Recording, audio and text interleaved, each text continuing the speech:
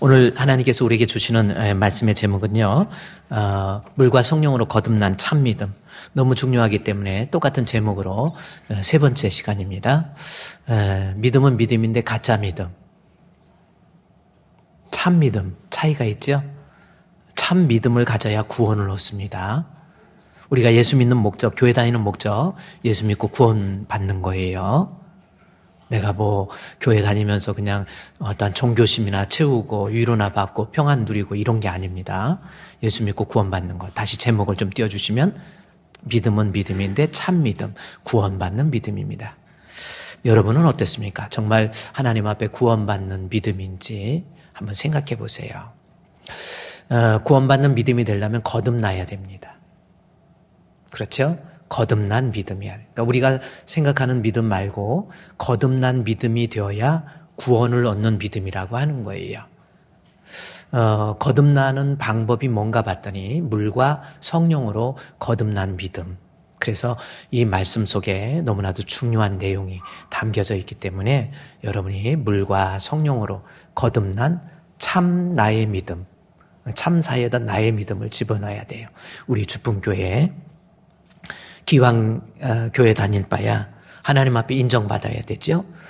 그래서 참 다음에 나의 믿음 해서 나의라는 말을 집어넣고 한번 같이 읽어보도록 하겠습니다. 시작. 물과 성령으로 거듭난 참 나의 믿음. 아멘. 그러한 믿음 가지시기를, 그러한 믿음이 여러분에게 있기를 우리 주님의 이름으로 축원드립니다. 자, 본문의 말씀에 요한복음 3장 3절 말씀 한번 보십시오. 성경 말씀, 제가 여러분께 말씀드렸지만 성경 전체의 요약이 요한복음에 있습니다. 그리고 요한복음 전체 요약은 요한복음 3장입니다. 따라서 요한복음 3장을 제대로 성경을 왜곡하지 않고 이해해서 거기에서 생겨난 믿음이 구원 얻는 믿음이에요. 여러분이 이 사실을 명심하시고요. 1735년도 조지 휘필드라고 하는 사람도 그의 책에서 계속해서 강조하는 것 중에 하나가 뭐냐면 요한복음 3장이에요. 그래서 요한복음 3장의 이 텍스트를 가지고 조지 휘필드는 300번 이상 똑같은 청중에게 똑같이 설교했다라는 거예요. 인생을 마감하면서. 그래서 한 번은 똑같은 설교를 하니까 교회 중에 한 성도가 아니 목사님 왜 똑같은 설교를 가지고 똑같이 하십니까? 정말 지겨워요. 그렇게 하실 설교가 없습니까? 이러니까 그때 조지 휘필드가 한 말씀이 뭐냐면 당신이 아직 거듭나지 않았기 때문에 이 설교 똑같이 하는 겁니다. 그래요. 그만큼 요한복음은 반복 해설해도 우리가 하나님의 말씀, 기독교의 요약된 교리를 제대로 이해하고 이 말씀과 같이 우리가 하나님 앞에 거듭난 참 믿음이 되어야 된다 그 말씀이에요. 다시 한번 우리 주품교회, 우리 사랑하는 주품교회 성도 여러분 거듭난 믿음 가지셔서 하나님 앞에 인정받는 구원의 축복을 누리시기를 주의 이름으로 축원드립니다. 그러면 거듭나기 위해서는 어떻게 해야 되는가? 그랬죠. 3장 3절 말씀에 우리 예수님께서 강조합니다. 내가 진실로 헬라어에 보면 아멘 아멘 그렇죠. 중요한 말씀이죠. 두 번 강조해. 진실로 내게 이르노니 뭐예요? 사람이 거듭나지 아니하면 하나님 나라를 볼 수 없다라는 겁니다.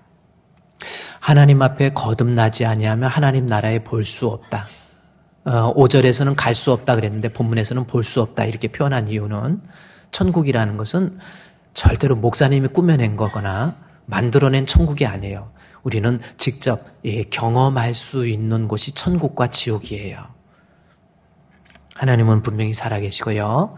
제가 있잖아요. 엄마 뱃속에 아이가 10개월 동안 있을 때 아무리 두리번 해도 엄마 보여요? 안 보여요? 또 목사님이 물어봤다고 항상 긍정의 말을 한다고 보여요? 그런 거짓말 하지 마세요. 거짓말하면 지옥 가요. 보여요? 안 보여요? 안 보여요. 근데 엄마 있어요? 없어요? 엄마 없으면 엄마가 탯줄 1분만 끊어도 죽어요. 내 눈에는 안 보이지만 엄마가 있는 것처럼 태중에 있는 이 아가가 엄마 안 보인다고 엄마 없는 게 아니에요. 이 아이가 태어나서 아기 뱃속에 있을 때하고는 전혀 다른 세상이 있는 거예요. 엄마 뱃속에서의 생활과 태어나서의 세상이 전혀 다른 거죠. 그러니까 전혀 우리가 지금 육신도 마찬가지입니다. 우리의 육신적으로 이 세상 살면서 하나님 눈에 보여야 안 보여요? 왜 또 대답을 제대로 안 합니까? 하나님 눈에 보여야 안 보여요? 보여요? 안 보여요? 하나님 어떻게 눈으로 보입니까? 근데 하나님 있어요? 없어요? 근데 보는 도구가 달라서 그렇지 하나님은 계신다라는 거예요. 예를 들어서 공기 눈에 보여야 안 보여요? 어떤 제가 학생 때 우리 중고등학생한테 공기가 눈에 보이냐 안 보이냐 그랬더니 목사님 저는 보여요 그러더라고요. 왜 보이냐 그랬더니 눈을 비지직 감고 하면 이렇게 공기가 보인대. 그거는 네가 기력이 떨어져서 그래. 그래. 공기는 이 눈으로는 안 보여요. 그렇죠? 네. 그러나 공기 있어요 없어요? 있어요. 하나님 눈에 보여요 안 보여요? 다시 묻습니다. 안 보이죠? 하나님 계세요 안 계세요? 네. 근데 왜 지금 눈으로 안 보입니까? 눈으로 보인다라고 하는 인간의 이 실존의 문제를 놓고 생물학적으로 눈으로 내가 보인다. 그래야 어떤 빛에 의해서 그것이 반사돼서 상이 내 망막에 맺히게 되면은 그것이 어떤 물체로 보이게 되고 그것이 이제 뇌에서 감지해서 저것은 저 사람이구나 이 사람이라 이 구별을 하지요. 눈에 보인다는 거니까. 눈이라고 하는 것은 내 눈은 다 믿을 수 있는 게 아니에요. 보이는 게 있고 안 보이는 게 있는 거예요. 그렇죠? 이 손바닥에 있는 세균 보여요 안 보여요? 안 보여요. 근데 있어요 없어요? 있어요. 제 손은 그래도 없을지 몰라도 여러분은 무지하게 많어. 근데 이걸 볼 수 있는 방법이 뭐예요? 현미경으로 보면 보여요. 이걸 망원경으로 보려면 보입니까 안 보입니까? 안 보여요. 북한군이 쳐들어왔다. 보여요. 막 쳐들어왔는데 잘 안 보여. 뭘로 봐야 돼요? 현미경으로 이렇게 저 사람 몇 명이 오네? 이렇게 보입니까? 안 보여요. 망원경으로 보는 거예요. 하나님 보여요 안 보여요? 볼 수 있는 방법이 있습니다. 믿음의 눈을 가져보세요. 정말 한번 내가 믿음의 눈이 없는 것도 모르고 내 눈에 안 보인다고 없다고 하는 거 그것처럼 어리석은 게 없는 거예요. 내가 믿음의 눈을 가지고 우리 하나님을 보는 하나님은 분명히 살아계세요. 그리고 천국과 지옥도 엄마 뱃속에서 태어나면 또 다른 세상, 전혀 다른 세상이 있듯이 이 세상 내가 60년, 70년, 80년, 90년, 100년 뭐 이렇게 사는 분도 계세요. 그러나 이 세상이 끝나면 끝나는 게 아니라 전혀 다른 천국과 지옥이 있다니까요. 성경에 한 번만 나와도 믿어야 되는데 성경에 수십 번 나온 것이 천국과 지옥입니다. 그래도 안 믿으면 저는 할 수 없어요. 천국이 없어 하다가 하나님 없어 효의주의 철학자였던 니체 같은 사람은 자기가 합리적인 어떤 합리주의적인 입장에서 세상을 이해하고 분석한 나머지 하나님의 존재에 대해서 인간은 하나님 없어 하고 막 그렇게 부르짖고 외치고 그러다 나중에 죽을 때 보니까 미쳐요. 실제로 니체가 미치잖아요. 그래 미쳐가지고 정신이 이상해져가지고 막 피아노를 꽝꽝꽝꽝꽝 그리면서 막 결국 그러다 죽잖아요. 어디로 가느냐? 그러면 나중에 죽을 때 그가 한 말이면 나는 지옥으로 간다. 죽을 때 한 말이 지옥으로 간다 그 말이었잖아요. 여러분 천국과 지옥 아무리 부인한다고 내가 없다고 막 부르짖는다고 있는 천국이 없어지고 있는 지옥이 없어지는 거 아니에요. 아니 생각해 보세요. 내가 아프리카에 몰디브라는 섬이 있다고 그래요. 하여튼 지중해 연안인가 하여튼 몰디브라는 섬이 있습니다. 몰디브 가봤어요 안 가봤어요? 몰디브 가보신 분 계세요 혹시? 안 가봤죠? 근데 몰디브 있어요 없어요? 어떻게 알아? 누가 얘기해 줬어? 어떻게 알아요? 지도책을 봤어? 있는 거 어떻게 해요? 그건 또 믿어 어떻게 있는 거를. 예수님 천국과 지옥이 있는 거 믿어요 안 믿어요?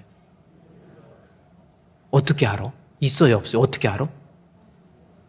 그래 이런 역사책이나 이런 것보다 더 정확한 것이 성경입니다. 성경에 기록되어 있어요. 그렇죠? 그리고 사도들이 얘기해 줬잖아. 그래도 안 믿으려면 그래서 성경이라는 것은요. 내 마음이 부패하고 거짓되면 진실된 하나님의 말씀도 거짓으로 보여요. 이게 이상한 거예요. 내 마음이 거짓되고 부패하고 진실되지 못하면 진실된 하나님 말씀도 거짓말같이 들리고, 그 대신 내 마음이 진실하면 거짓말 같은 하나님의 말씀도 진실하게 들려요. 이게 특징입니다. 내 마음이 죄로 오염되어 있기 때문에 사람은 그러는 거예요. 천국과 지옥은 분명히 있습니다. 천국 갈 수 있는 방법은 오늘 본문의 말씀에 3장 3절에 거듭나지 아니하면 천국 못 가요. 그러면 천국 가는 믿음은 어떤 믿음인지, 거듭난 믿음이 뭘로 거듭날까? 3장 5절에 중요한 말씀 여러분 꼭 알아놓으시고요. 뭡니까? 3장 5절 말씀에 물과 성령으로 거듭나지 아니하면 하나님 나라를 못 가요. 그래서 거듭난 믿음은 물과 성령으로 거듭나는 것이구나 라는 것을 알 수 있는. 그러면 물은 뭡니까? 그래서 물 뭐냐 그러면요, 성경에다 베드로전서 1장 23절을 띄워놔야 돼요. 물은 하나님 말씀이에요. 그래서 말씀이 있어야 거듭나는 거예요. 그래서 베드로전서 1장 23절에 너희가 거듭난 것은 썩어질 씨로 된 것이 아니요 썩지 아니할 씨로 된 것이니 살아있고 항상 있는 하나님의 말씀. 그래서 우리가 거듭난 구원을 얻는 믿음이 되려면 반드시 말씀이 있어야 돼요. 하나님의 말씀으로 거듭나는 거예요. 하나님 말씀. 그래서 거듭나기 위해서는 하나님 말씀. 그 대신 이 말씀이 있어야 거듭나는데 성경 말씀 다 세상에 존재하잖아요. 이것이 나에게 거듭난 하나님의 말씀, 이 말씀이 내게 거듭나게 하는 말씀이 되기 위해서는 그 말씀이 나에게 살아있어야 됩니다. 근데 말씀이 살아있기 위해서는 믿는 자 속에서 역사하느니라. 그래서 여러분 말씀이 있어야 거듭나는데, 따라서 내게 거듭나기 위해서는 내가 말씀 들을 때 믿어야 돼요. 이해고 오해고 없어요. 하나님 말씀이면 아멘. 그러면 그 말씀이 역사가 일어나요. 데살로니가 전서 2장 13절에 나와 있잖아요. 이 말씀은 또한 믿는 자 속에서 역사하느니라. 말씀이 역사하기 위해서는 움직이고 살아있기 위해서는요, 믿어야 돼. 내 머리가 뭐 대단하다고. 인간의 머리 대단한 거 아니에요. 우리는 피조물인데 창조주 하나님에 대해서 분석하고 따지려고 하지 말고요. 공부 좀 했다고 대학 나왔다고, 박사 됐다고. 박사도 별것도 아니에요. 박사학위 논문 낼 때 보면, 예를 들어서 요한복음 하나의 부분만 가지고도요, 논문 내면, 물론 그냥 저도 그 박사학위 받을 때 유도 들어오고 해가지고 막 자꾸 보류 해갖고 다시 빠꾸당하고 그랬지만은 결국은 별것도 아니에요. 그러니까 여러분 나 박사야, 나 그거 별것도 아니에요. 제가 항상 그러죠. 박사 됐다고 교만하지 말고. 우리 동양아파트 후문 쪽에 박사부동산이 있어. 부동산도 박사야. 저 이조 박사라고 또 음식점 이름도 박사가 있더라고. 그래서 교만한 마음 버리고요. 하나님 말씀 들을 때 베드로전서 1장 23절에 나온 것처럼 믿는 자 속에서 역사하니까 아멘, 아멘. 그랬죠? 베드로전서 1장 23절. 우리가 하나님 말씀 통해서 거듭나기 때문에 믿어야 역사가 일어나고, 그 다음에 항상 있어야 돼요. 어쩌다 한번 말씀 듣고 목사님 설교 잘하시네. 그래 알았어. 이걸로 거듭나는 게 아니에요. 말씀은 지속적으로 항상 always 말씀이 공급돼야 됩니다. 그래서 어쩌다 예배 한번 참석해가지고 그거 내가 도덕적으로 윤리적으로 좀 훈련받아가지고 좀 착한 모습 아니래. 거듭나는 것은 그게 아니에요. 하나님 말씀이 자꾸 말씀 듣고 은혜 받고, 말씀 듣고 은혜 받고, 말씀 듣고 행복해하고, 주의 말씀 받은 그날 참 기쁘고 즐겁도다, 막 이런 체험도 하시고, 하나님 말씀 듣고 눈물도 흘리고, 이럴 때 그 말씀이 나를 거듭나게 합니다. 이 말씀 여러분 꼭 외워놓으시고요. 그래서 하나님 말씀은 믿을 때마다 아멘. 그리고 하나님 말씀은 항상. 그러면 내가 거듭나요. 자, 이제 요한복음 3장 5절 중요하니까 제가 여러분께 다시 말씀드리는 거죠. 3장 5절에 예수께서 대답해 이르시되 뭐라고 그랬어요? 물과 성령으로. 그래서 물은 하나님의 말씀. 말씀이 계속 공급되고 말씀 들을 때마다 아멘. 그러면 그 말씀이 나를 거듭나게 해요. 그런데 이 거듭난다 해서 말씀으로 완성되는 게 아니라니까요. 베드로전서 1장 23절에서 물과 성령 말씀으로 거듭난다 하면서 2장 2절에 가보면은 갓난아이와 같이 순전하고 신령한 젖을 사모하라. 이는 이로 말미암아 믿음 구원에 이르도록 자라나게 만든 거지 구원을 완성하는 게 아니에요. 그래서 하나님 말씀 있다고 내 믿음이 완성되는 게 아니에요. 다시 요한복음 3장 5절. 그래서 우리 예수님께 직접 말씀하시죠. 지금 유대인들을 향해서 이야기하는 거예요. 너희가 말씀이 있다고. 그래서 물과 그다음에 영어로 보면 and입니다. 등위 접속사라고 그러는 거예요. 오아가 아니에요. 선택이 아니에요. and. 헬라어에 보면 정확히 카이라고 나와 있어요.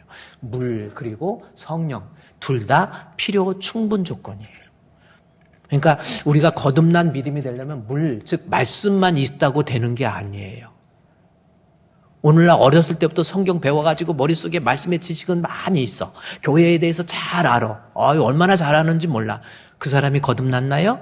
아니에요. 거기에 반드시 성령이라고 하는 것이 개입하셔서 성령의 감화, 감동, 역사를 통해야 내가 하나님 나라에 들어갈 수 있는 거듭난 사람이 되는 거예요.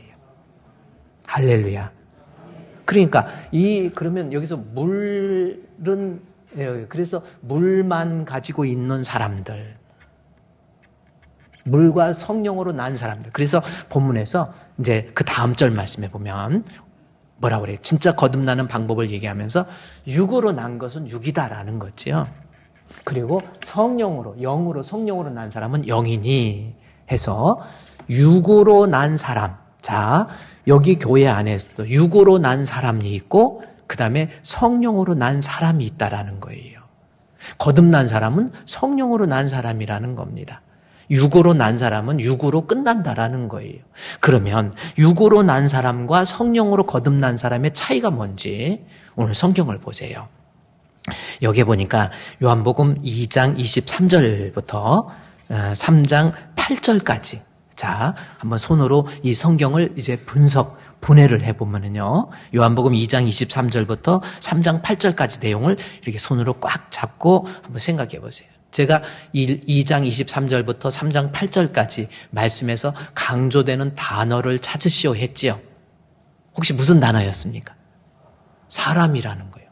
요한은 계속 사람 강조합니다. 한번 찾아보면요. 요한복음 2장 23절 말씀에 사람이 그에 대해 예루살렘에서 많은 사람이 해서 사람 나오죠. 그리고 31절에 이는 친히 모든 사람 나옵니다. 25절에서도 사람에 대하여 이는 그가 친히 사람 속에 있다 해서 사람임. 3장 1절에서도 니고데모라고 하는 사람. 제가 그랬잖아요. 얼마나 이걸 강조하는지. 니고데모라고 하는 사람. 니고데모가 사람이에요? 아니에요? 아니, 뻔한 사실을 왜 여기다 사람으로 썼겠어요? 니고데모라고 하는 개가 나타났으니 이렇게 썼으면 이게 저긴데 사람 썼잖아요. 이거는 지금 요한이 사람이라는 말 속에 무언가를 강하게 말하고 싶었던 거예요. 그래서 니고데모는 사람이었다. 근데 이 사람, 그러니까 여기도 사람이 있고요. 그 다음에 또 계속 내려가면은 3장 3절에서도 사람이 거듭나지 않냐면 3절에 나오죠. 4절에서도 사람이 하고 사람이 나옵니다. 5절에서도 사람이 해서 사람이 나와요.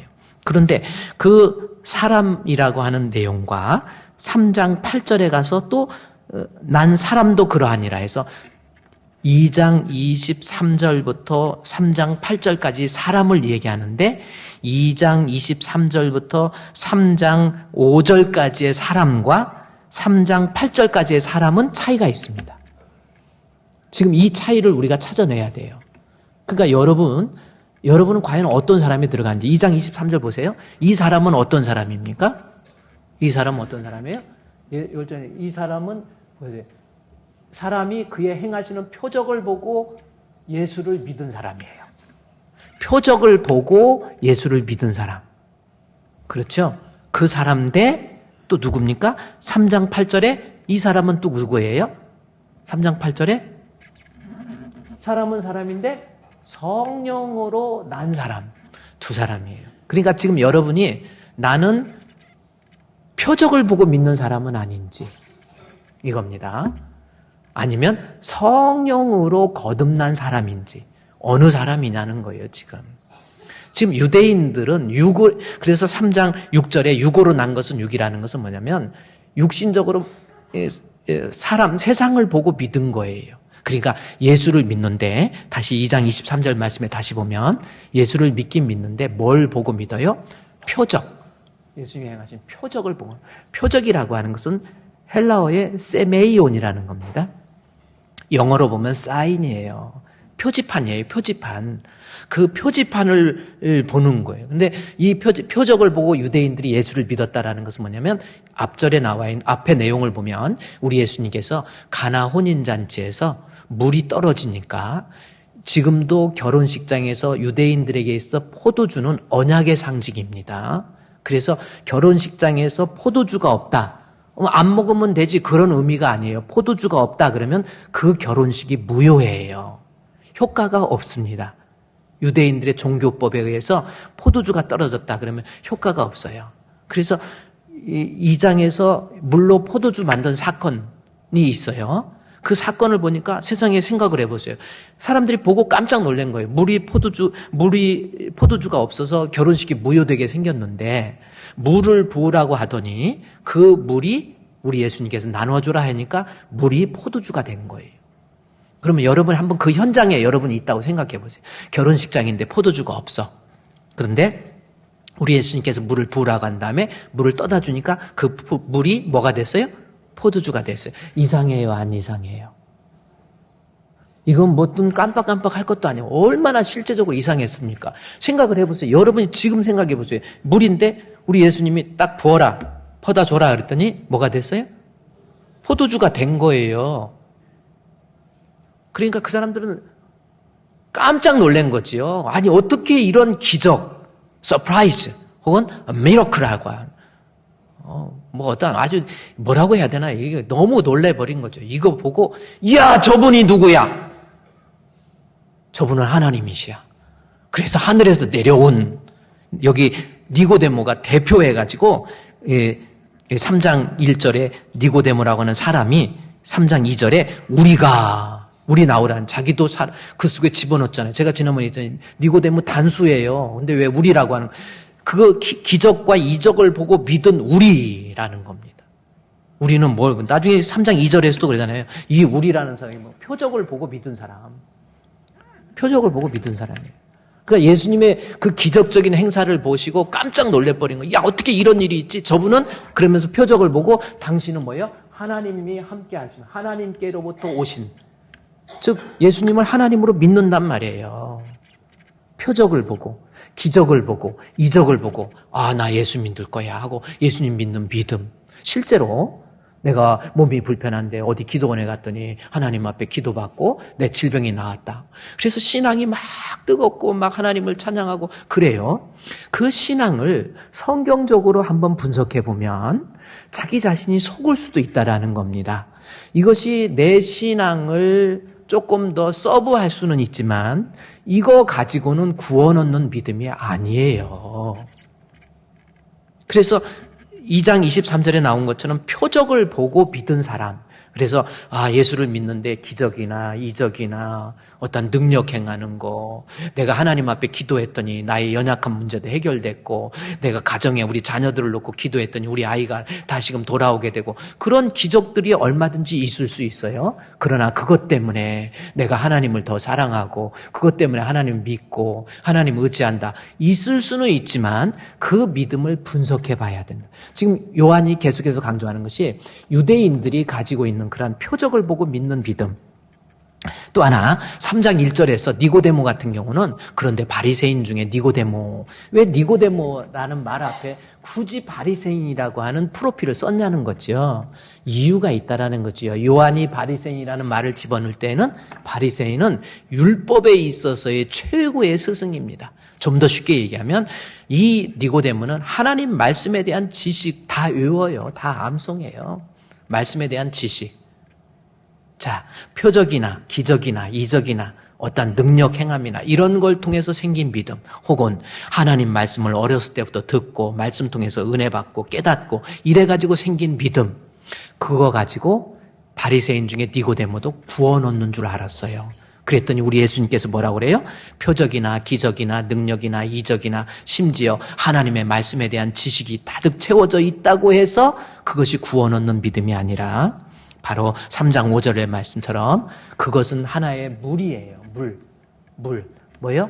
하나님 말씀, 기적, 이적, 능력. 그러나 지금 요한이 강조하는 방점은 뭡니까? 물과 성령으로 거듭나지만 유대인들은 표적이나 기적이나 이적이나 능력이나 뭐 하나님 말씀으로 채워지는 거 이걸로 구원 얻는 줄 알았더니 우리 예수님께서는 물과 성령. 그래서 우리 예수님이 강조하는 것은 물보다 성령이에요. 물은 이미 사람들이 착각을 한 거예요. 내가 어떤 종교적인 자산이 있잖아요. 응? 내가 어떤 하나님 말씀에 대한 지식도 많이 알고 내가 교회에서 충성하고 또 성가대도 하고 교사도 하고 교회에서 안수집사도 되고 또 장로도 되고 목사도 됐다고 하는 그러한 종교적인 자산을 가지고 내가 구원 얻는 믿음으로 착각하고 있는 유대인들, 그 속에 바로 그들이 옹골차게 들어져 있는 거예요. 여러분 잘 생각해 보세요. 여러분은 어떤 존재입니까? 종교적인 자산을 가지고 구원 얻는 게 아니에요. 물과 성령의 개입이 있어야 반드시 구원이라고 하는 것은 물과 성령으로 거듭나는 거예요.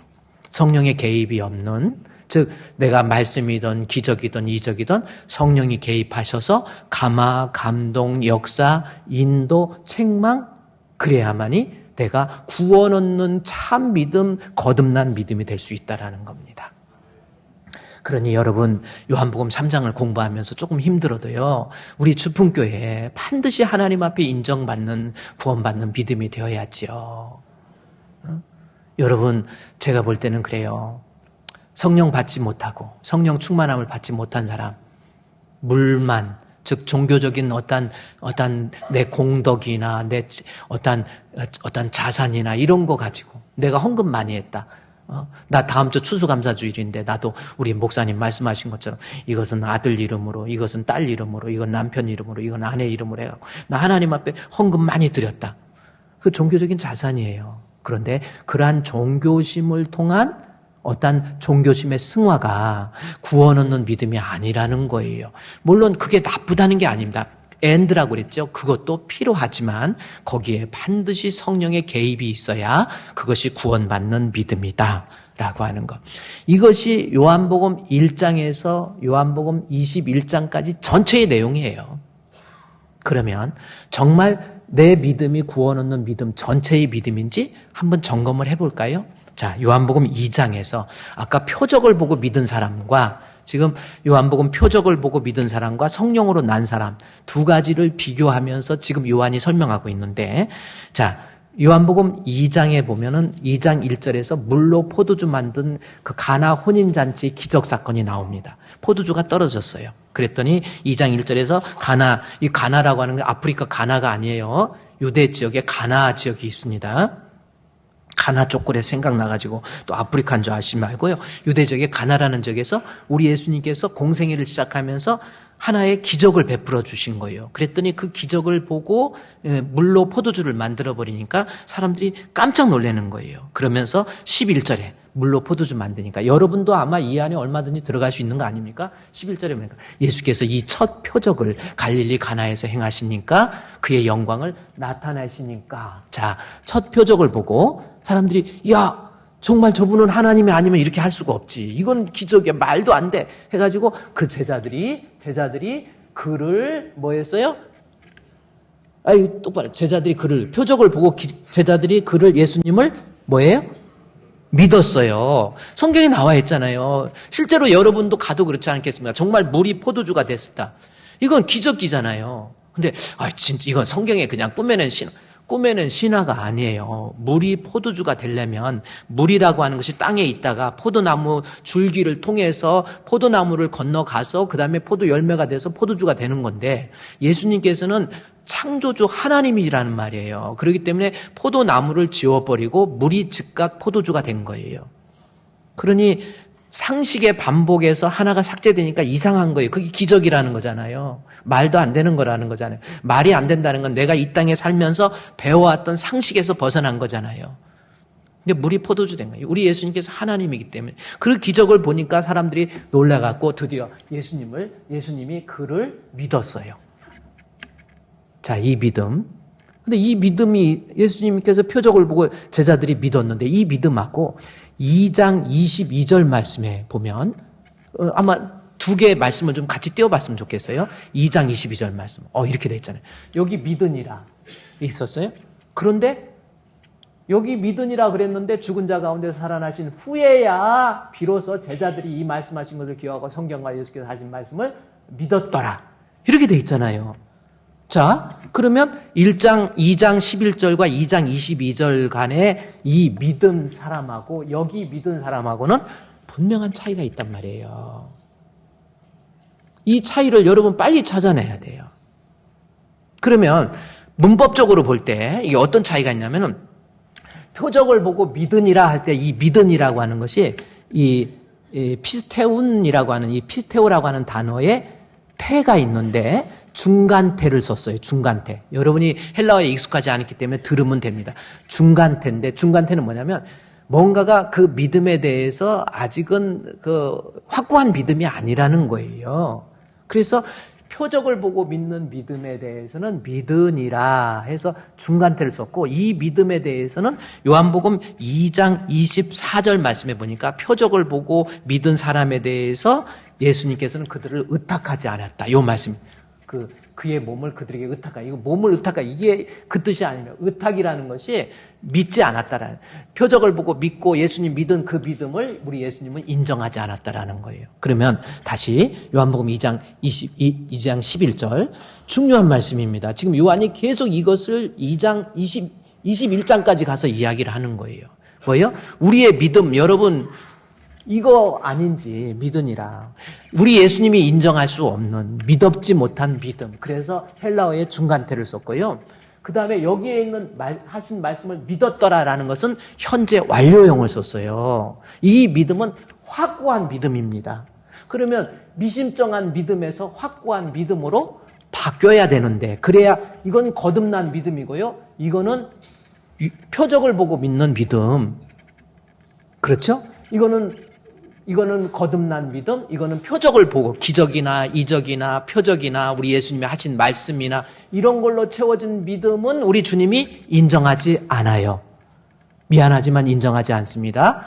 이 믿음이 되어야 인정을 해요. 그러면 여기에서 여기까지 믿음으로 가기 위해서 중간에 무엇이 있는지를 우리가 알아야 돼요. 그게 뭔가 봤더니 이 사이에 죽은 자 가운데서 살아나신 후 이게 도대체 이 안에 무슨 변화가 있었는지. 이 제자들은 똑같은 제자들입니다. 예수께서 하신 제자들이 미심쯤하게 믿었다가 구원 얻는 확고한 믿음을 가지게 되는 것이 죽은 자 가운데서 살아나신 후라고 하는 이 내용이 들어있단 말이에요.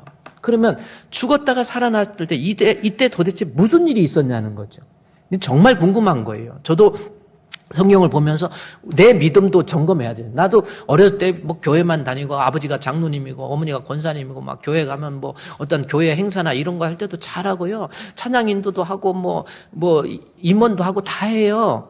근데 내 마음속에 있는 믿음, 아마 다시 2장 11절에 나와 있는 이 믿음, 하나님이 인정하는 믿음이 아니에요.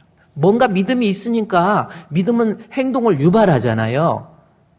은행에다 왜 통장에다 돈을 넣습니까? 다시 찾을 수 있다는 믿음이 있으니까 움직이는 거잖아요. 믿음은 액션을 동반하는 거잖아요. 그래서 뭔가 믿음이 있으니까 앞에서 찬양 인도도 하고 대표 기도도 하고 주일학교 교사를 할 때도요. 또 이렇게 생긴 게 또 이래서 애들한테 또 얼마나 인기가 있었는지 몰라요. 자, 그러한 최성은 이 믿음으로 바뀌게 된 사이에 이게 죽은 자 가운데서 살아나신 후에 자, 요 말씀은 성경을 계속 요한이 강조하면서 요한복음 20장에 여러분 이거 오늘 반드시 이해해야 돼요. 요한복음 20장에 가보세요. 요한복음 20장에 계속 같은 말을 한다. 자, 죽은 자가 부활하시고 난 다음에 3일 후라고 그랬으니까 한번 예수님이 죽은 다음에 도대체 어떤 말씀이 있었는지 예수님이 십자가에 못 박혀 죽으셔서 무덤에 갇히셨어요. 그 후에라고 그랬으니까 그 후에 어떤 일이 있었나 봅시다. 20장 1절에 안식 후 첫날 아침에 일찍이 일어나서 막달라 마리아가 무덤에 가서 돌이 옮겨진 것을 보니까 돌 안을 들여다보니까 예수님의 빈 무덤이 예수님의 시신이 없는 거예요. 그래서 이 여인들이 깜짝 놀라가지고 제자들에게 달려갑니다. 그 제자가 누구냐면 3절 말씀에 베드로 나오죠. 베드로에게 간 거예요. 예수님의 무덤에 빈 무덤이라는 거예요. 예수님의 시신이 없어졌다라는 거예요. 그래서 너무너무 놀랐잖아요. 그래서 제자들한테 가래요. 그랬더니 베드로와 그 다른 제자는 요한이 저자이기 때문에 자기 이름을 안 쓴 거예요. 그래서 베드로와 요한한테 가가지고 이야기를 하니까 베드로 요한도 깜짝 놀래요. 아니 시신이 없어? 아니 십자가에 못 박혀 죽으셨는데 어떻게 시신이 없어졌다고? 3일 됐는데 없어졌다고? 그래서 무덤에 막 달려갑니다. 거기서 이 4절 말씀에 돌에 둘이 다름질해가지고 달려가는데 베드로보다는 요한이 젊으니까 애가 힘이 세니까 더 빨리 가요. 더 궁금한 거예요. 요한은 우레와 같은 성격이 진짜 없는 거야? 해서 가서 막 다가보니까 세마포만 놓여 있고 예수님은 안 계신 거예요. 빈 무덤이 비어 있는 거예요. 그래서 우리 예수님께서 무덤에서 안 계시니까 어쨌든 무덤에 안 계신 것을 보고 예수님이 부활하셨다라는 것을 믿었다라는 겁니다. 그래서 여기 본문의 8절에 중요한 거. 그때야 빈 무덤을 보고 들여다보고 믿은 거예요. 자, 기적이잖아요. 죽은 자가 어떻게 다시 살아납니까? 하루 죽었다가 살아난 사람도 있긴, 우리 교회에서도 어느 권사님 돌아가셨다고 해서 임종예배 드렸는데 한 4시간 있다 다시 전화하고 목사님 살아나셨어요. 고서운 권사님이라고 그래서. 돌아가셨다고 다 준비하고 있는데, 응? 나 살았다. 그래갖고 살아나셔가지고. 그래서 다시 가서 또 다시 임종예배. 이번에는 진짜 돌아가셨나요? 그랬더니 목사님 이번엔 진짜 같아요. 근데 우리 예수님은 돌아가셔가지고 장사된 지 3일 됐기 때문에 아주 뭐라고 그럴까요? 이건 살아날 방법이 없어. 그래서 갔는데 빈 무덤을 보고 믿는 거예요. 이 믿음하고 보고 믿은 거예요. 그러니까 제자들이 예수님 부활하신 기적을 보고 믿었어요? 안 믿었어요? 자, 중요한 부활하신 예수님 보고 뭐 했다고 그랬어요? 믿었어요. 그런데 요한은 이 내용을 이야기하면서 그 다음 절에 뭔가 좀 미심쩍은 이야기를 해요. 이 믿음이 어떤 믿음인지에 대해서 이 9절 말씀해 보니까 그들은 가로쳐놓고 얘기하는 거예요. 요한의 마음을 조금 더 집중적으로 설명을 하는 거죠. 그들은 성경에 그가 죽은 자 가운데서 다시 살아나야 하리라, 예수님이 그리스도 되심에 대해서는 아직 알지도 못하고 믿지도 못했는. 그러니까 지금 예수님의 부활하신 빈 무덤을 보고 믿는 믿음은 불완전한 믿음, 아직 예수님께서 부활하신 그 예수님에 대해서는, 예수님이 그리스도라고 하는 것에 대해서는 알지 못하고 믿지 않았다라는 거예요. 그랬기 때문에 부활하신 모습을 보고 믿었지만 그 믿음이 불완전한 믿음이기 때문에 10절 말씀해 보니까 빈 무덤을 보고도 그들이 집으로 돌아갔다. 집으로 고향으로 돌아갔다라고 하는 것은 예수를 그리스도로 안 믿은 거예요. 부활의 모습을 보고도 그리스도로 안 믿은 거예요. 근데 우리의 신앙도 여러분 한번 점검해 보세요. 목사님 말씀도 듣고 내가 하나님 앞에 기도해서 우리 어려운 문제도 해결됐고 나도 봉사도 하고 뭣도 하는데 내가 가지고 있는 이 믿음이 과연 그냥 집으로 나는 예수가 그리스도라고 하는 거에 대해서는 난 안 믿어. 그런 믿음. 그래서 집으로 돌아간 거예요. 그래서 오늘 아까 요한복음 2장 22절 말씀에 죽은 후에 부활하신, 그러니까 요한복음 2장 22절 말씀에서 죽은 자 가운데서 살아나신 후, 이때 도대체 무슨 일이 있었는지, 그래서 예수님께서 살아나신 다음에 바로 하신 게 뭐냐면 요한복음 20장 19절이에요. 요한복음 20장 19절. 조금 힘들어도 여러분 따라와야 돼요. 성경을, 우리 신앙은 이렇게 공부하는 거예요. 여러분 뭐 비유나 맞추고 그런 거 아닙니다. 19절 말씀에 이제 보세요. 여러분의 믿음을 점검해 봐야죠. 이제 안식 후 첫날 저녁 때에 우리 예수님께 이제 제자들이 유대인들을 두려워갖고 이제 예수님 살아나신 것은 아는데 아직도 두려워했다. 여기서 두려워했다, 무서워했다, 그런 의미가 아닙니다. 평강이 없었다라는 뜻이에요. 이 평강. 그래서 너희에게 나타나서 두려워하면서 모인 곳에 문을 닫아버렸죠. 그러니까 유대인 제자들이 부활하신 예수님의 빈 무덤을 확인해서 예수님의 부활하심을 머릿속으로는 알고 있었지만 아직은 이 평강이 없어요. 이 평강이 두려움으로, 그래서 두려움과 평강의 상대적 개념으로서의 두 단어의 함수관계를 이해해야 되잖아요. 여기서 평강은 뭐냐면 로마서 15장 13절에 소망의 하나님이 모든 기쁨과 평강을 믿음 안에서 주는 거예요. 그래서 너에게 평강이 있다는 것은 너에게 믿음이 있을지어다. 다시 말해서 구원 얻는 믿음을 가질지어다 라고 하는 우리 예수님의 축복 선언이에요. 그러니까 부활을 목격하고도 두려워. 아직도 예수님이 그리스도라는 말이 믿는 믿음이 없으니까 너희가 예수를 그리스도로 믿을지어다. 이렇게 이야기합니다. 그리고 그 다음 절 말씀해 보니까 자, 이제 제자들이 부활하신 후에 어떤 일이 있었어요? 믿음이 없는 상태에서 예수님의 부활을 기적과 이적과 능력은 또 예수님이 하신 말씀들도 다 머릿속에 들어있기는 하는데 그 믿음 가지고는 두려움, 다시 말해서 참 믿음, 평강이 없는 거예요. 그래서 예수님께서 이 말씀을 하시고 다시 한번 보여줘요. 손에 못자국, 허리에 창자국을 보여주시니까 부활하신 예수님이라는 걸 증거로 보여주는 거예요. 나 3일 전에 십자가에 못 박힐 때 손에 못자국, 창자국 보여주니까 제자들이 줄을 보고 기뻐한 거예요. 이 보고 예수님 부활하셨어. 그 사실은 알아요. 그러나 이 19절에 나와 있는 평강은 없어요. 19절에 평강이 있을지어다 했는데 믿음 예수님 보여주시고 이렇게 하면 얘들이 믿을 거야 했는데 보여주고 믿은 내용을 보니까 어떻게 되냐면 그 다음 절 말씀에 평강이 아닌 그냥 그런 기적이나 이적 보니까 예수님 정말 부활하셨네 하고 그냥 기뻐하는 수준. 우리 주님이 인정하는 믿음이 아니라는 거예요. 그래서 우리 예수님께서 안 되겠다. 진짜 믿음이 뭐예요? 지금 요한이 계속해서 1장부터 20장까지 끝장까지 강조하는 거라니까요. 그게 뭡니까? 예수님께서 안 되겠다 하고 21절 말씀에 뭐라고 해요? 예수께서 또 이르시되 너에게 이거 믿음 진짜 구원 얻는 믿음 있을지어다 축원을 하시고 아버지께서 나를 보내신 것까지 나도 너희를 보내노라. 그러면서 22절에 중요한 말씀을 해요. 우리가 정말 구원 얻는 믿음은 내 종교적인 자산 물로만이 아니라 구원 얻는 평강 얻는 믿음이 되려면 이 말씀을 하시고 그들을 향하여 숨을 내쉬며 이르시되 아주 중요한 거예요. 너에게 성령을 받으라. 그렇죠? 내가 아무리 세상적인 육신적인 거, 내가 육신적인 공덕이나 노력이나 이거는 내가 구원 얻는 믿음 아니에요.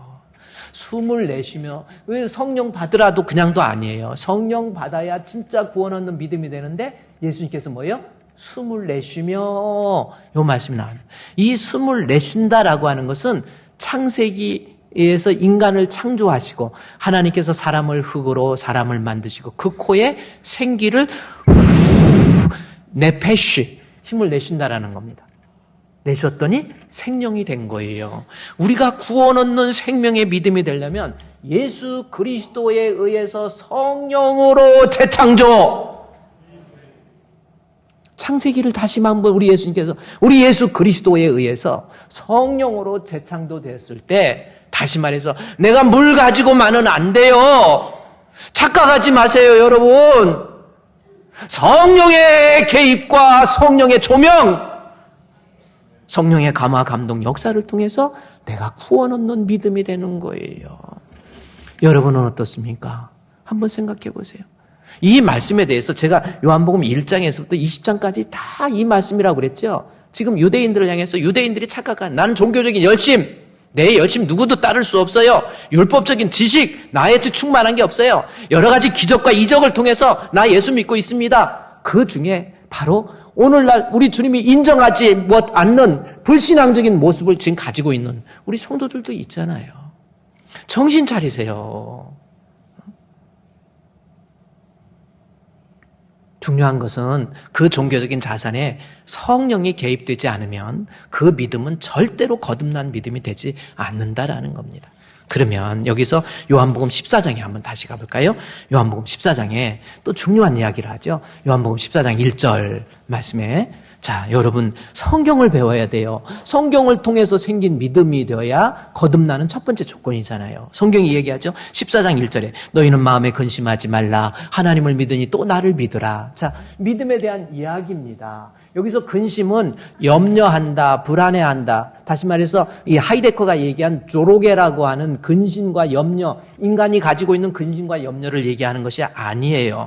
여기서의 근심은 하나님을 믿지 않음에서 오는 평강의 반대적 의미로서의 근심입니다. 그래서 너희는 마음에 근심하지 말라. 이 말을 다른 말로 바꾸면 너희 예수 믿어라 이 뜻이에요. 하나님을 믿으니 또 나를 믿어야 진정한 평강이 온다라는 겁니다.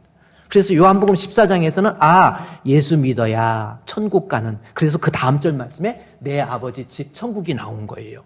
내가 믿을 때 천국을 갈 수 있는 거예요. 할렐루야. 내가 믿어야 천국 갑니다.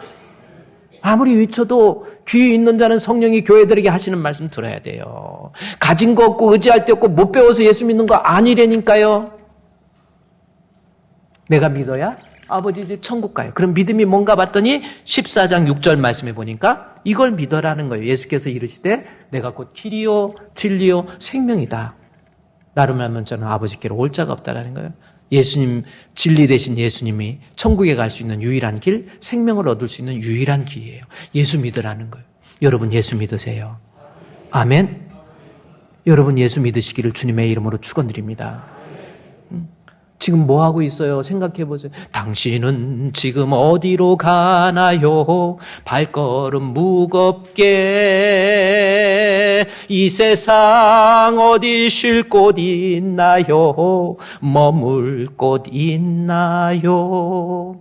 예수 안에 안식이 있어요. 평안이 넘쳐요.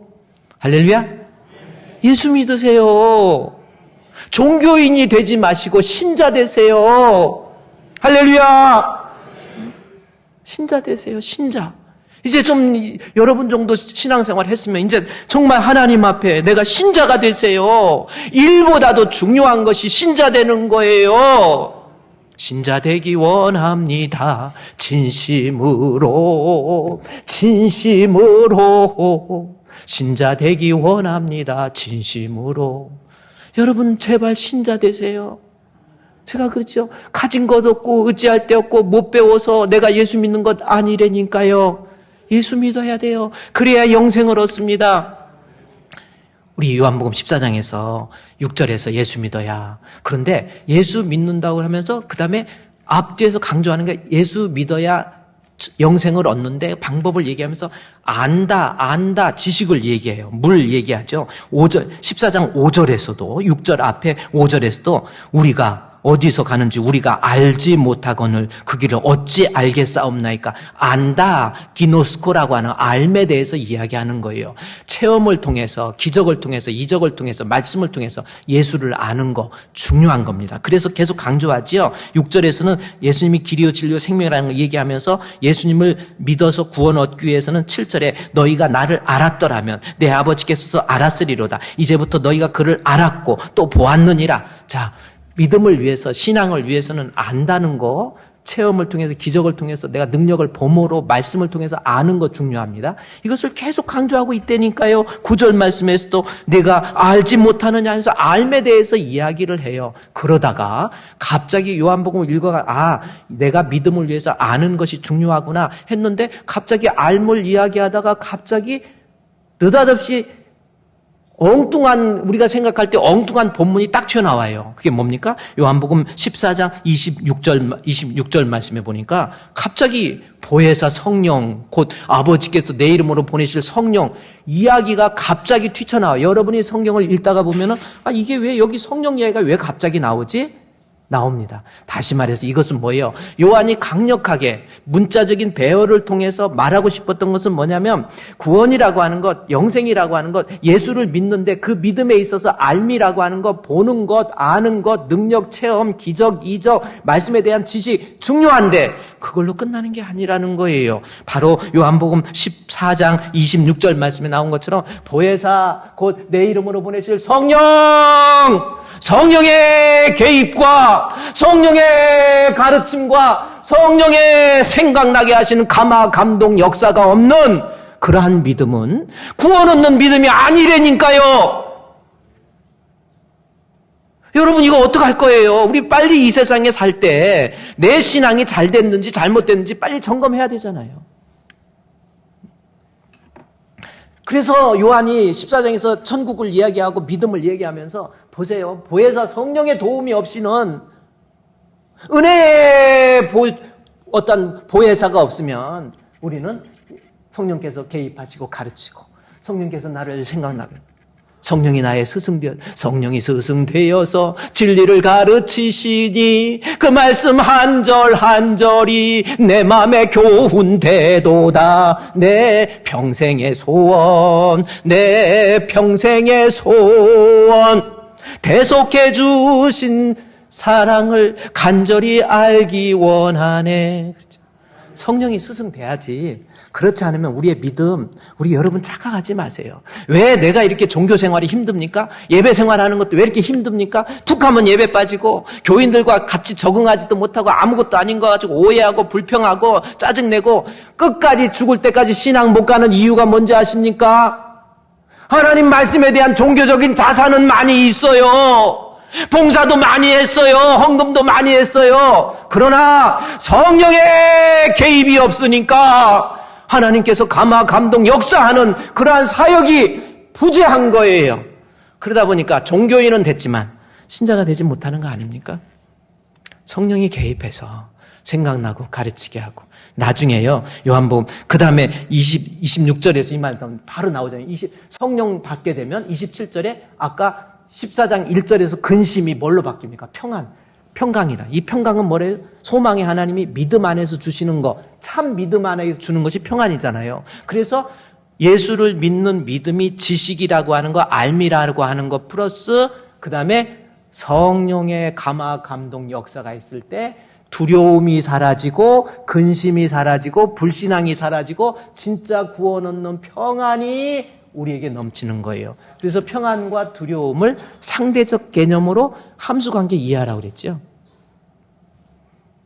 여러분 사람으로 태어나서 예수 안 믿으면 좋다고 뭐 폼재고 다닐 거 없어요. 뭐 별겁니까? 뭐 돈 많다고 뭐 그렇게 너무 돈 좀 있다고 좋은 아파트 산다고 넓은 아파트 산다고 너무 좋아할 거 없어요. 집이 넓다고 뭐 머리통 이쪽 방에다 놓고 다리는 저기다 띄워놓고 그러고 잡니까? 돈 많다고 밥 4끼 먹습니까? 밥도 4끼 먹으면 살만 쪄가지고 4끼 그러잖아요. 성령에 이게 없으면 평안, 진짜 믿음이 없어요. 그래서 우리의 진정한 두려움이 없는 잘못된 믿음, 자꾸 여기 두려움 속에 뭐가 들어있냐면 예수를 믿는다고 하지만 교회는 몇십 년 다녔는데 삶의 변화가 일어나지 않는 거예요. 늘 미워하고 원망하고 부모 미워하고 부모 원망. 어떤 사람 60, 70대 됐는데도 부모 원망해.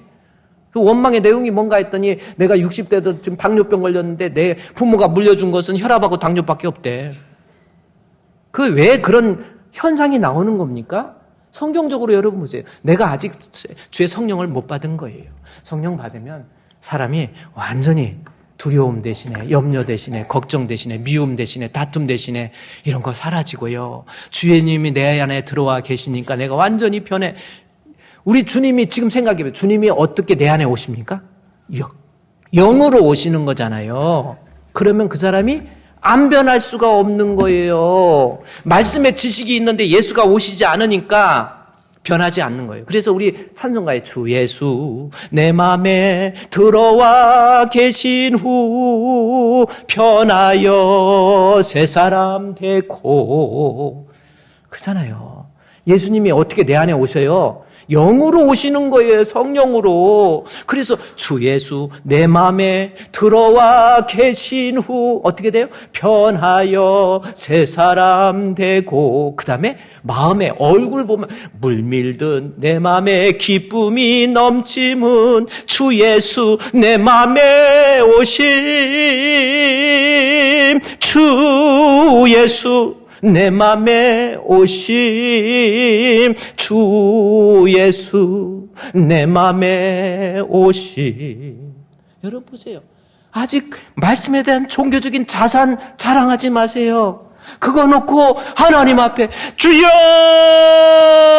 내게도 주의 성령의 충만함 허락하여 주셔서 내가 하나님 앞에 거듭난 참 믿음의 사람이 되어서 천국 가야지요. 본인이요. 우리 1907년도 우리 평양 장대현 교회에서 성령운동이 일어난 보세요. 1월 2일부터 1월 15일까지 부흥회를 해.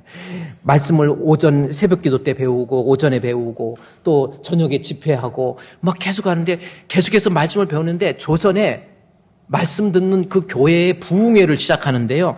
말씀을 듣다가 사람들의 분위기가 점점 달라져요. 달라지고 또 말씀 듣고 은혜 받고 그냥 어느 정도 이렇게 지나다가 마지막 15일 날 갑자기 하나님 앞에 우리 이제 기도합시다. 이 부흥회를 마지막으로 하나님 앞에. 그래서 이기람 목사님이 나오셔서 기도회를 인도하는 거예요. 여러분, 우리 기도합시다. 이제 주의 성령의 충만함을 놓고 기도합시다. 해가지고 하나님 앞에 뜨겁게 기도하는데 갑자기 그 자리에 성령의 충만함이 임하기 시작한 거예요. 여기저기서 사람이 떼글떼글 굴르면서 그때 길선주 장로님이었죠. 그때 장로님이 앞에 나오더니 갑자기 울면서 자기 자신의 죄를 고백하는 거예요. 하나님, 내가 1년 전에 친구가 죽으면서 내 이 재산을 우리 가정 아내에게 잘 좀 물려달라고 이렇게 법적으로도 어떻게 해달라고 그렇게 했더니 이 이기람이 장로님인데 그것을 중간에 내가 $100 정도 되는 돈을 내가 편취했습니다. 하나님, 내가 잘못했습니다. 나 용서해 주세요. 자신의 죄를 고백하는 거예요. 말씀의 지식, 이기람이 신학생이었습니다. 장로님이었어요. 말씀의 지식, 교회에 대한 종교적 자산 얼마나 많이 있었습니까? 그러나 성령의 개입이 없으니까 자기 죄에 대해서 자복하지 못하고 깨닫지 못하고 인정하지 못하는 것 아닙니까? 그래서 이 길선주 장로님이 회개하니까 옆에 있던 사람이 눈물 클컥 흘리면서 하나님 나는 우리 아내 몰락에 첩이 2명 있는 거 그것도 고백해버렸어요. 나는 내가 바람 피웠습니다. 첩이 2명이나 있습니다. 그래서 막 울면서 통회하고 옆에 있는 사람은 나는 누구 거 물건을 훔쳤습니다. 하나님, 나는 예수 믿는다고 하면서 늘 술 먹고 담배 피우면서 집에 가면은 학대하고 도박하고 막 낫으로 부인을 죽이네. 그거 다 고백한 거예요. 이게 성령의 역사가 내 삶을 변화시키는 거 아닙니까? 그랬더니 거기에서 경찰이 그때는 순포라고 그랬어요. 방순포. 방은덕이라는 그 순경이 여기 도둑놈들 다 모여있네? 그래갖고 도둑놈 잡으러 갔다가 거기서 말씀 듣고 방순포가 은혜 받아서 맹산교회라고 가서 맹산교회 개척해가지고 교회 전도사가 돼버려요. 이게 제가 그 책에 한번 잠깐 책 보여드리기 이 사람 증거가 없으면 안 믿어.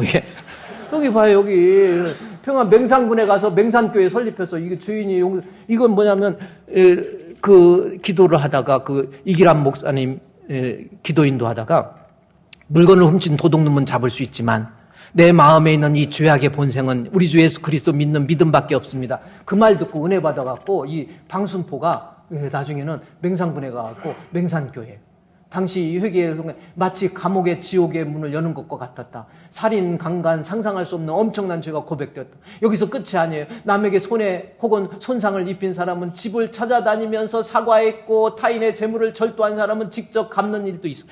자기 고향으로 내려간 거예요. 여러분, 어떤 사람은 회개한다고 나 하나님 앞에 주여 잘못했습니다. 나 이렇게 잘못됐어요 하고 그게 회개입니까? 가서 갚아야 돼요. 갚아요. 가서 집에까지 찾아가갖고 내가 훔친 건데 미안해요. 갚아요.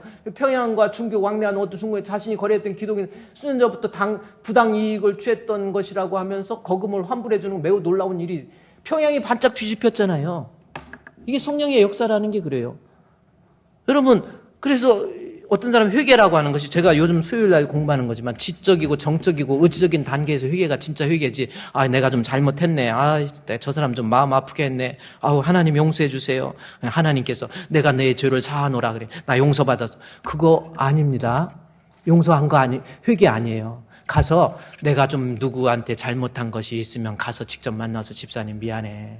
그러면 상대방은 미안해 했다고 갑자기 그래 괜찮아 이럽니까? 눈 짜차지 쳐다보면서 내가 지금까지 가만히 있었는데 이건 그래서 막 대들어다 말거나 그냥 한 대 때려도 미안해 잘못해서 갚아야 돼요. 회개에 합당한 열매가 없는 회개는 회개가 아니잖아요. 그래서 저도 저 말씀을 준비하면서 제가 사실 이제 지나가니까 시효가 좀 넘었으니까요. 중학교 2학년 때 제가 대광중학교를 나왔는데, 그 옆에 보문사가 있어. 절이 있었어. 근데 친구들이랑 가가지고 불전함에 가서 석가모니가 이러고 있는데 가서 불전함에서 헌금을 훔친 적이 있어. 근데 나만 그런 게 아니라 대광중학교 다니는 애들은 다 웬만큼 다 훔쳤어. 그래 헌금을 훔쳐가지고 그때 100환짜리였던 것 같아. 돈 아마 지폐가 있어가지고 지폐 훔쳐가지고 그 친구 하나는 밑에서 중이 올라오나 안 오나 막 보고 또 하나는 석가모니 얼굴 쳐다보고 있고 하나는 훔치고. 근데 나는 석가모니 얼굴만 보고 실제적으로 훔치는 애는 내가 아니요. 그러니까 나를 고발할 필요는 없어. 그래갖고 그 친구가 이거 훔쳐갖고 그거 갖다가 친구들하고 나누었었던 그 생각이 나더라. 회개는 갚는 건데 이거 어떻게 해야 되나. 저도 요즘 고민돼. 그 금강정사가 생각나갖고 저기다 다시 갖다 줘야 되나. 오늘은요 여러분 정말 중요해요. 유튜브로 또 설교 들으세요. 제가 이 요한복음 상장 강해 들을 때마다 하나님 나 구원받는 참 믿음인지 물만 자랑하고 있지는 않는지 성령의 거듭남 물과 성령이 없이는 참 믿음이 될 수 없습니다. 오늘 하나님 앞에 기도해요. 하나님 내 믿음 정말 건강한 믿음 구원 얻는 믿음 되기를 원합니다. 그러면서 물과 성령으로 거듭난 믿음을 갖게 해 주시옵소서. 우리 다 같이 하나님 앞에 통성으로 잠깐 기도하도록 하겠습니다. 하나님 아버지 감사합니다. 오늘도 저희를 이 자리에 불러주시고 이 자리에 모아주셔서 아버지